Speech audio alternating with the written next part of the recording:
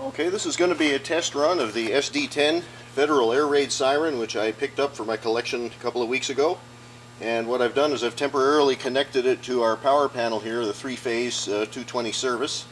And I've done a technical no-no. I don't have a motor contactor, so I'm just using the breaker as a contactor, which I don't recommend doing, but it should go okay. I'm going to run the siren up for one cycle and then let it wind down, and that will be the first test, just to make sure that the motor seems to be all right.